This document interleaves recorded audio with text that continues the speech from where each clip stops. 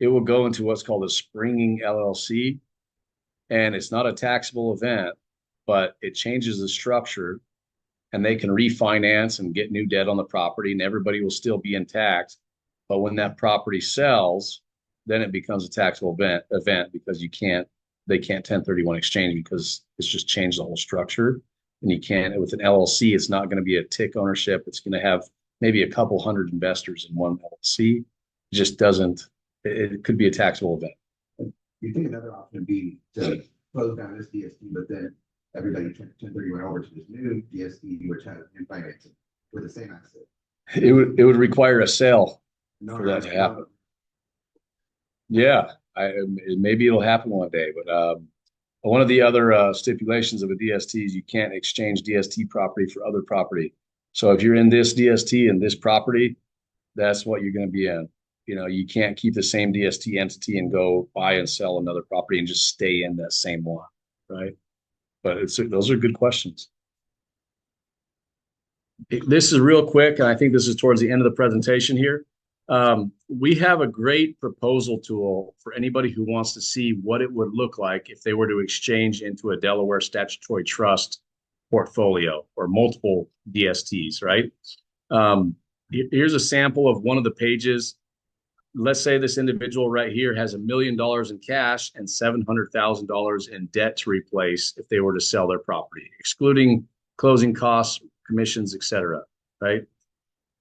They could diversify that $1 million in cash between 4 different asset classes, 4 different DSTs. You have a multifamily property here in Tennessee, an assisted living facility in Atlanta, Georgia, a single tenant triple net lease portfolio of properties in one DST, and then a self-storage facility.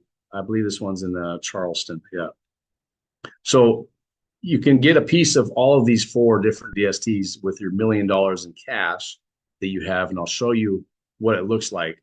Our sample proposal tool will spit out a table just like this, and you'll be able to see, if you look under, it'll say on the left, investment sponsor, the name of the sponsor, the name of the DST offering after that, the type of asset, and then equity investment, which will show how much cash you've allocated towards each DST. So $250,000 in each one equals $1 million in cash to exchange. And you can see the attributed debt and the loan to value for each DST. And so if you put on the first one, the top one, $250,000 of cash in that first DST will just give you just above $231,000 of debt allocated for your exchange purposes. You add all those up, $751,000 and change of debt that you have replaced using DSTs. You don't have to qualify for it. Doesn't go on your credit report. You're not personally liable for it, nothing. So this individual has met the requirements of their exchange, $1 million cash, $700,000 of debt, and they've been able to diversify between 4 different investments. And not only that, on our typical proposals that we send out, it will show you what the projected monthly and annual income will be. I just can't show them in my presentation, unfortunately.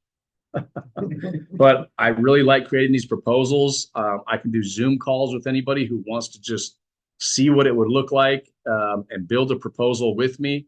I did this just recently with some clients in Temecula, California, and we had been discussing it on the phone multiple times, and they just weren't understanding the debt portion to the DST, the Delaware Statutory Trust.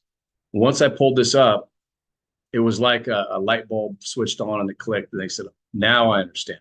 Okay, this makes sense. Because I can change the allocations around. Instead of $250,000 in each, we can do 100, 100, 300, 400. You know, we can change it around however you want it. I like to build a portfolio with my clients based on my recommendations and their feedback, right? So happy to do this for anybody. Another page just shows you how it's diversified by asset class, sponsor, geographic location, et cetera. Here's just a little chart showing how DSTs have grown in popularity. Again, they've been around for over 20 years. You can see, of course, the 2007, 2008 correction there. But since then, it's been on an upswing. 2022 was a record year for just about everybody in real estate, I imagine. And they raised about between $9 and $10 billion in DSTs. And right now, last year and the year before was about $5 to $6 billion. So we're back around 2021 levels right now again. So it is a very, very popular investment vehicle out there for a lot of individuals who've owned real estate for a long time, want to sell, don't want to pay the taxes, and they want to get into something that's passively owned. So I hope that I was able to give you some information on a couple different DST strategies. I hope I was able to keep them separate, and you can understand the difference between a deferred sales trust and Delaware statutory trust. If you guys have any questions ever, feel free to reach out. I'm going to send Carrick PDFs of my brochures on each strategy, along with my contact information. You're more than welcome to reach out anytime. Thank you, Carrick.